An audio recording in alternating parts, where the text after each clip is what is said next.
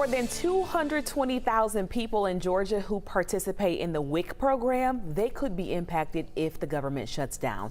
11 Alive's Ariana Maniz in studio with us this morning with more information on how this really could impact the people who benefit from the program. Ariana. Aisha, WIC is a federally funded lifeline if the government does shut down, and that lifeline is put on pause. It stands to make it even tougher for families that are already suffering. Nutritional assistance for over 200,000 WIC participants in Georgia is in jeopardy.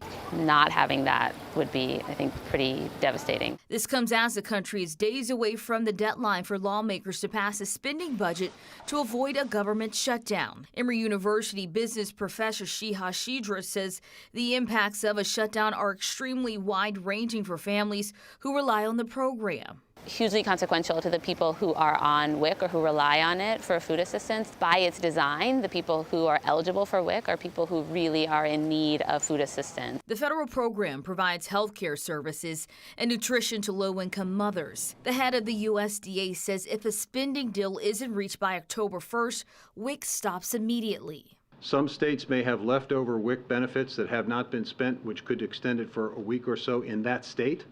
But the vast majority of WIC participants would see an immediate reduction and elimination of those benefits.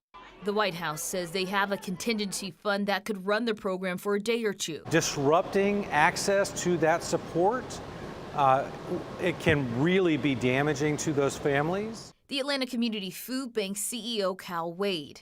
He says with the threat of a government shutdown, the food bank is preparing to help support Georgians during this period, especially federal workers who may have to show up to their jobs without a paycheck. What we learned during the last shutdown is that there are a lot of folks who are really living paycheck to paycheck, and any disruption, however small, can really put them into a position of needing our help.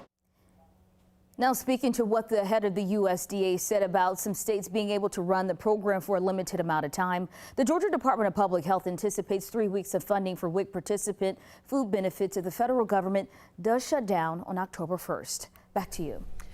Thanks a lot, Ariana. And in addition to the WIC program, this morning, many of you are asking if veterans still receive their benefits during a shutdown. We can verify as long as the shutdown does not last more than a year, veterans will continue to receive their benefits. That money has already been approved through September of 2024. In the next half hour, Jerry Carnes will tell us how the possible shutdown could affect air travel.